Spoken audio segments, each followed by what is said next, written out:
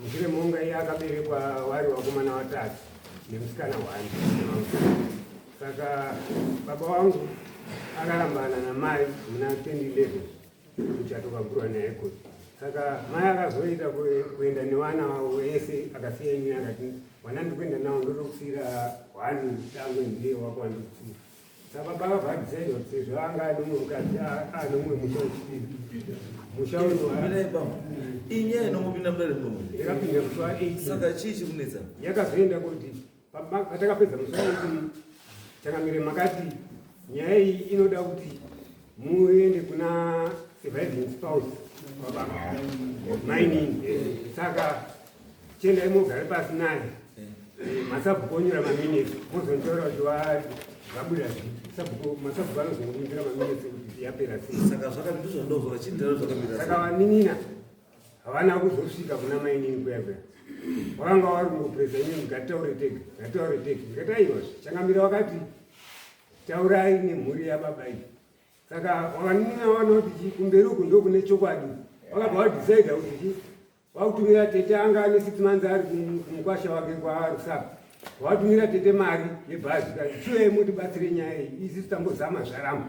Saka tete wakabva auya haana nemi kwakuchiti kuenda kwa DC kumhangara kuti nini minda yangu iyoyo ndeyake tete. Saka nyaya yatunza nhasi mudare yaya tete ma Yatete akuti manje.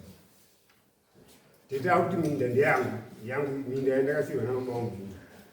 Tete pakapuhwa minda wana baba wakomana watatu wavo tete akaroorwa kwamazani akachata ndikatoperekedza muchato wake. Saka akazodzokawo kumushure memakore abva asvika kugara vabereki vake vanga vachipo bva agara achiri maminda nevabereki vake. Saka wakazoenda kofa sekuru nambuya hanzvadzi dzake dzazofawo kumashure. Saka akuti minda iye ari kugara minda yababa wake nemusha wababa wake. Isisi ndakasiyiwa ndibaba wangu akuti minda yangu ndeyake ndo yatiunza manhasi muda tete yandazi yababa.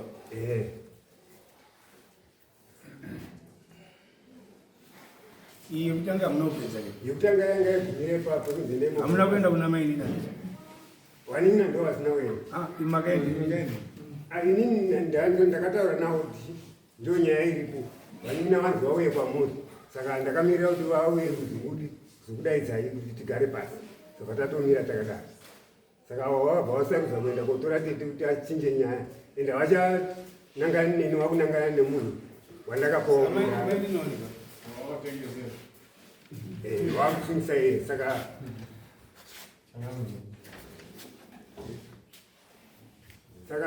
nyaya yangu natete ndo yaita kuti tiwe muno mudare. Manino varipo. Manino akaenda nevamwana vanovaningi navagogo kana. Manino vakabereka wavo wana kustendi nyowani yababa. Yamaikuru ndo yakasiyiwa inini mushure maunga vamwe vana vese vaenda namai. Saka baba vabva vati iwo wawapo uyu musha wawako inini ndakugara kwamaini.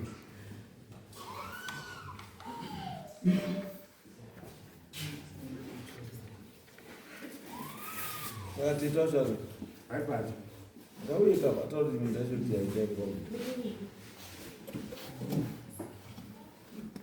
Pamusoro ichangami navandomudzidzwa ini takaberekwa tiri vakomana 4 ndini kotwe midhia chidzinzwa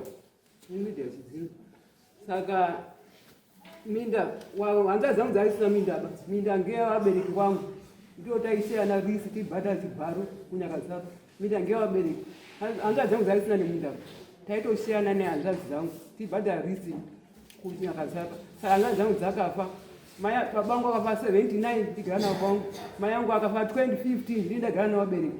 Saka amunombororwa baba. aiwa ndakarohwa ndikadzoka ndapaumba, ndakarohwa kare. Vakarohwa rini? Kare kuma 76 vandadzokera paumba 76 panyakasatu paumba pevabereki. Babangu akafa 79 ndii ndaigara nababa. Mai yangu akazofa 2015 ndii ndagara namai paumba paumba. Munda ngewevabereki wangu uye munda ngewemhuri yese, hausi wemuzukuru waripo, munda ngewemhuri. Saka ndipo tiri paumba. Iye haabhadhari kana nechibharo chazvo. Saka iye vakatengesa munda wevabereki wangu plus munda ngewemhuri. Endi nyaya yedu yakatongwa pano musi ndimambo MUTASA pano musi wa 5 yakatongwa pano ndimambo MUTASA, yakatongwa pano ndimambo MUTASA. Yakatongwa mambo achidi yakatongwa mambo nyaya payakatongwa pano ndindandiripo yakanzi endai tatina sabhuku kudzunga sabhuku nyakatsapa ngati muchibva pano sabhuku kudzunga chidzinzwa blessing Mwana wao. uyu nditete ndiri unina waCharles ndii ndakatoya kumangara kuti nyaya payakapinda muswafa. Saka verdict yakapiwa namambo yakati endai sabhuku kudzunga nasabhuku nyakatsapa mosheya vanhu vamwe masheya monyora in writing. Tsamba yacho iri papo takatodzoka ikaeka stamp yakanzi stop whatever is happening there. Iye vakazi enda waite stop everything. Iye haana kuda kostopa ba, ane fear yekuzi tipe beg. Saka izvo kuti vazi yakasiyiwa maindini usina kumborara mumusha machidzidzo, maindini uri kureserve, ndiko anomhanya kuenda kutaura ndimi surviving spouse kureserve. Iyi minda tindori pamwe chete, minda yedu iri pamwe chete, minda yeuriswa kuna media ndiye rubhadhara yanga iri muzita ramai wamedia Naume Chidzinzo ndiye akapedzisira ari kuisa minda. Ichibva ipapo yobva yazoiswa muna media because indori mumba mewabereki maChidzinzo. Saka zvokuti hanzi uyo surviving spouse unoyaida kutonga. Saka verdict yepanapa isu takazoenda kukoti kwaMajor Street kopiwa eviction order yaMutisi. Tirusungisa Mutisi kuti abva. Saka wakapiwa eviction order. Mutisi haachadimi paminda akazi visa zvinhu zvavo ndopatiri Muri mumission meme handisi. imission. Saka Mutisi Akatengesa sei? akatengesa ane mabhogasi sabhuku ake anawo akauya tike wakabhadhara. Umwe wacho wakatodzosa 1000. Umwe bhogasi sabhuku wacho wakatodzosa 1000. Pane anga ari panapa kupinda padare anozi Nectar ndiye go between waMutisi. Wakatotora 1000 yakadzoswa nabhogasi sabhuku wakaisa muhomwe. Isusu we told kuna Mutisi shamwari zvawakaita izvi hazvibvumiri. Akadzosa akatora Mutisi akaisa muhomwe akafonera wazi wakapiwa 1000 here Mutisi iwewo Nectar akati anopiwa. Wakati hanzi ndichatengesa iyo land stand yangu kuti ndidzose. Go between wake waakapa 1000 uzvi. Saka uyu akutraya kuda kubuda munyaya parudiwa 3000 1000 yakadzoka parudiwa 3000. Saka waakotora kureserve uko kuti we muti ndini surviving spouse ambatsire ndiye anofanira kumupa 3000 yakudzosa kuti Mutisi abve. Wezi Mutisi atora chimwe ndikubvisa waya yangu ndakaupa mari yangu. Uyu hapana chiruzikana baba. Autotsvaga utamugate kundobuda nepapi unotora munhu ari kureserve hanomborara. Iye manyini anotaura hanomborara kana usiku humwe chete pamusha ipapo. Wezi ndiye surviving spouse. Takakanirana chitunha isusu. Manyini anotaura murume wakanga akabva akataura kwandi hakusiri kwangu ba ndau. Takakanirana wakatunzira mapurisa isu. Tikati hatikanirani chitunha torai wakaigawo. Takapedza nyaya isi. Isi nyaya yedu verdict yakabva paMajor Street. Mutisi is not wanted on our land. It's our family land. Ndo pane nyaya. Kana wachida ngawanapire kuHigh Court. Ndapedza.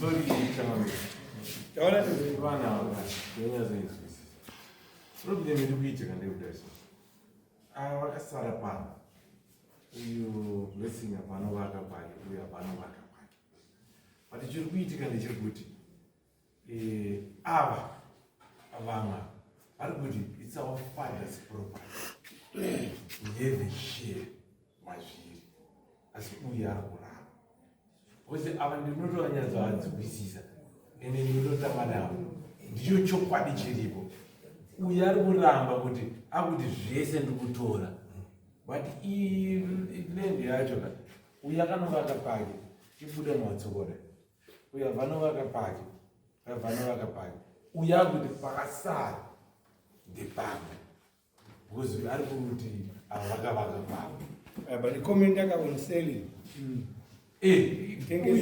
Uyu is selling. Whether akatengesera chikoro. That much I know. Not the ask square you achititendereza. He sold une chikoro. He sold una mai anodzimai. Mai mutizi. Pa road chaipo. Pana mai yo anonzana anochengeta mombe anonzana. Anonzana Maseva. You is lying. No, but my question,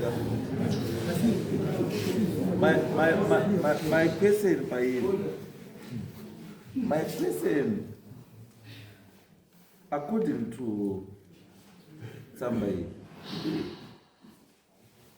the agreement of lease.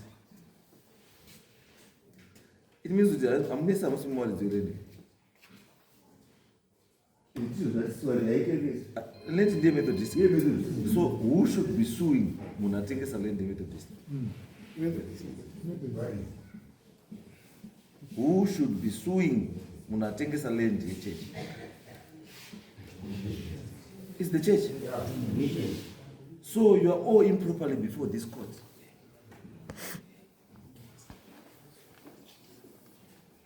Because the means of Muto Clement is in the church. Because Karamu said to agreement in the church. He listened. And they talked about it. The lesser. Less to the lessee, an area which has been agreed upon by the parties, not exceeding 85 hectares of the lesser's farm. The least property aforesaid is referred to in this agreement as the least property. Period. This agreement shall commence the first day of September 2024 and shall continue for an indefinite period, subject to termination by either party of not less than 6 months written notice, provided only that, notwithstanding termination, termination is here in providing. The list shall be entitled to remain on the list property for such period as is reasonably necessary to clear, harvest, and remove his crops. Render. For the purpose of this action, a year shall be calculated from the 1st September in the current year to 31st August in the succeeding year. The render for the list property shall be at the rate of $40 a year or part thereof, payable in advance. The first of such payment to be made on or before the first day of August, and subsequent payment on or before the 1st of September in each succeeding year, that this agreement is in force. All payments shall be made to the lesser UMC, to the lesser. I'm better than them. I'm not sure. Murungi that's what I'm saying. Liu better. Liu better. Sasa lisi ilipo Yesu Mungu Ndio better. Mungu changani. Sasa ndiye mwenye ndiye ane controlling power. Asimaji. Ana agreement. Palendi papo. Ana agreement United Methodist Church. Was ndio walizoeleza. United Methodist tototi usakatobhadharawo tinokubereni tutokupa 6 months notice yekuti totokubvisa ukuri azokupura boy. Saka imelo zati sikuramba. Ndo pati. Bati uyu wakuisa munhu. Buza pane nyaya yangu. Pane nyaya yangu. Murungira chinhu chamusina. Namugari mariseva ke. Murugara mumission farm. Saka hamuna mishaba. muri kurenda muri maroja saka maroja ari kuhina dzimba dziri dzawo ivo unotengese iyi mutizi ndiani mutizi ndio wanoita project yakatora panzvimbo yasikabhadharire ndima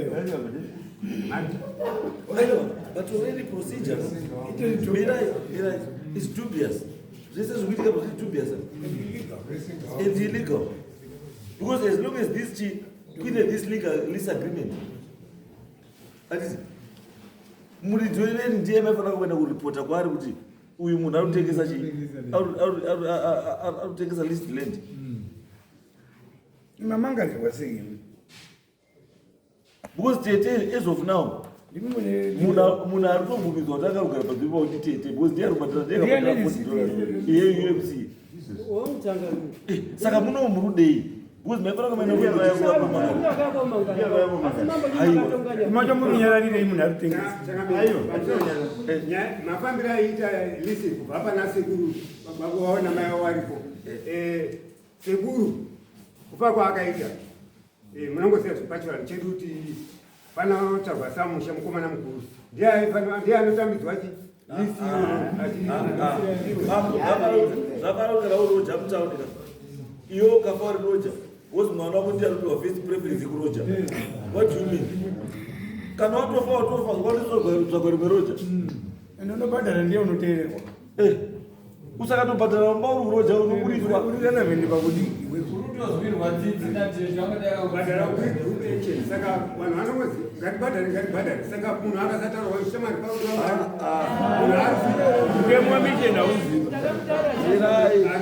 garai pasi andinambotaura nemunhu garai pasi ndinoda kubatsirai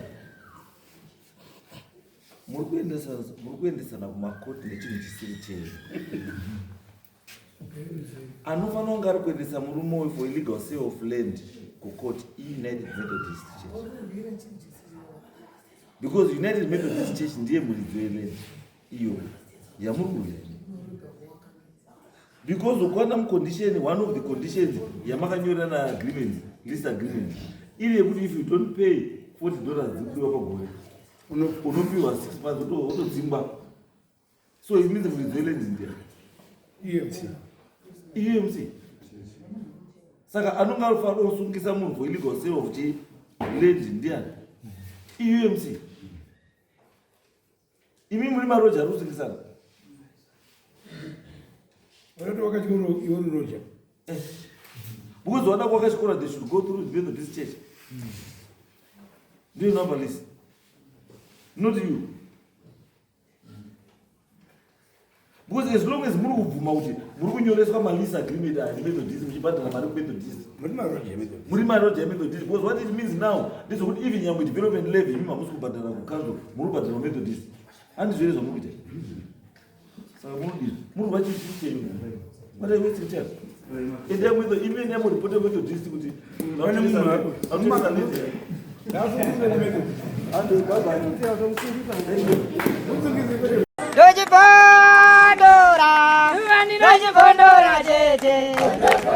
Tichkach MTV inokupa nyaya dzakasiyana-siyana dzinoitika mumatunhu atigere neakatikomberedza, dzinotyisa, dzinofundutsa, dzinokatyamadza pamwe chete nedzinosetsa. Kuti musarasikirwe nenyaya idzi munoenda paYouTube channel yedu Tichkach MTV mondo subscribe ipapo, musakanganwe kulaika pamwe chete nekushare, musazokoshiwe kupfanya kabhatani ako ndokabheroka kuitira patinokanda chinopisa munoyeuchidzwa. Tichkach MTV tinodzifamira.